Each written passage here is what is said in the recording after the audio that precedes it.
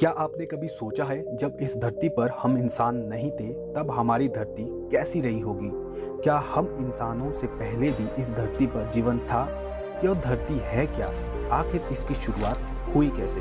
यदि हम इस विशाल ब्रह्मांड की बात करें तो हमारी धरती सूरज और ग्रह मात्र एक धूल के कण के बराबर है। वो इसीलिए क्योंकि यह ब्रह्मांड इतना विशाल है जिसकी हम कल्पना भी नहीं कर सकते। चलिए आपको वक्त में थोड़ा पीछे ले चलते हैं।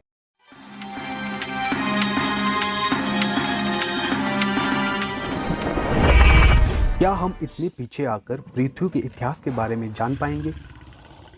शायद नहीं, हमें वक्त में कुछ और पीछे जाना पड़ेगा।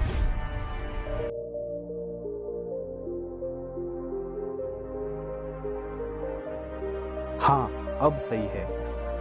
अब हम वक्त में तकरीबन 13.8 अरब साल पीछे आ चुके हैं। चलिए अब अच्छे से जानते हैं इस ब्रह्मांड के रहस्य को और जानते हैं पृथ्वी के जन्म के बारे में। हे गाइस, मैं हूं पुनीत और आप देख रहे हैं खोज तक। उम्मीद है इस वीडियो से आपको कुछ नया सीखने को मिलेगा।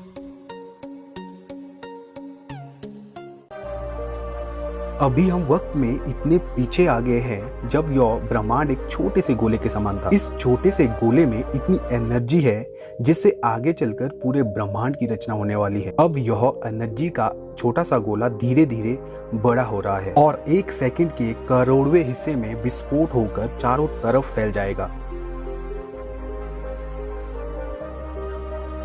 इसी से स्पेस का जन्म हुआ और टाइम भी इसी के चलते अस्तित्व में आया। यह एनर्जी कई सालों तक पूरे ब्रह्मांड में फैलती गई और धीरे धीरे ठंडी होने लगी। इसी से आगे चलकर मैटर की फॉर्मेशन हुई और इलेक्ट्रॉन, प्रोटॉन और न्यूट्रॉन अस्तित्व में आए। असल में इस वक्त मैटर के साथ साथ एंटी मैटर भी बने थे और ये दोनों चारों तरफ फैल गए थे। मैटर मतलब जिससे आगे चलकर दुनिया बनी और हम बने, और एंटी मैटर मतलब जो इससे बिल्कुल विपरीत है। जब ये दोनों मैटर और एंटी मैटर आपस में मिलते हैं तब ये एक दूसरे को खत्म कर देते हैं। पर लकीली मैटर एंटी मैटर से ज्यादा था।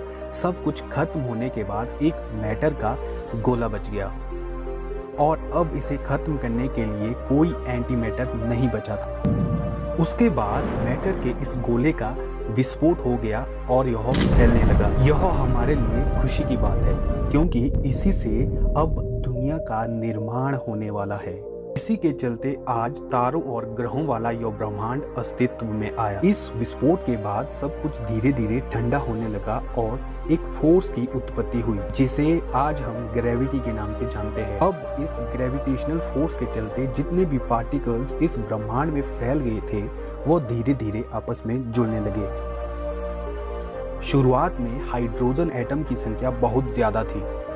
ग्रेविटेशनल फोर्स के कारण सभी परमाणु आपस में जुड़ने लगे। जब ये सभी एटम आपस में तेजी से जुड़ने लगे तो उस जगह का टेम्परेचर तेजी से बढ़ने लगा। जब ये सभी परमाणु आपस में बहुत बड़ी मात्रा में जुड़ गए तो वहां का टेम्परेचर कई करोड़ों डिग्री तक चला गया। तब वहां एक प्रक्रिया शुरू हुई जिसे न्यूक्लियर फ्यूजन कहते हैं, जिससे बहुत ज्यादा एनर्जी निकली। तब इस दुनिया का सबसे पहला तारा अस्तित्व में आया। इसी तरह से धीरे धीरे कई तारों का जन्म होने लगा और लाखों सालों के अंतराल के बाद करोड़ों तारों ने ब्रह्मांड में जन्म लिया। यही वो तारे हैं जिन्हें आज हम आसमान में देखते हैं। धीरे धीरे ये सभी तारे गुरुत्वाकर्षण बल के कारण सामने आने लगे और ग्रुप में रहने लगे और इसे ही आज हम गैलेक्सी कहते हैं। इसी तरह से करोड़ों गैलेक्सीज का जन्म हुआ और इन्हीं गैलेक्सीज में एक ऐसी गैलेक्सी का निर्माण हुआ जिसे आज हम द मिल्की वे के नाम से जानते हैं। यह वही गैलेक्सी है जिसमें आप और हम रहते हैं। इस गैलेक्सी में कई खरबों तारे थे लेकिन यहाँ पर अभी तक कई डस्ट पार्टिकल तैर रहे थे।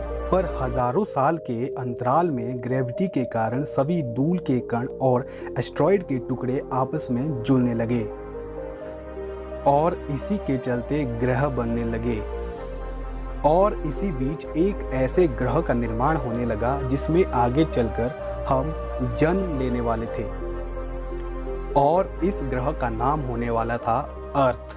सॉलिड टुकड़े आपस में मिलकर प्लेनेट बन गए और जो हाइड्रोजन के एटम स्पेस में थे वह भी आपस में जुड़ने लगे और इस तरह से हमारा सूरज अस्तित्व में आया। धरती के बनने के बाद हमने यहाँ पर जन्म कैसे लिया, यह जानना आपके लिए काफी रोमांचक होगा और इस बारे में हम इस वीडियो के अगले पार्ट यानी कि अगले मंगलवार शाम 7 बजे जानेंगे। उम्मीद है इस वीडियो से आपको कुछ नया सीखने को मिला होगा। ऐसे ही और मजेदार वीडियोस देखने के लिए चैनल को जरूर सब्सक्राइब करें।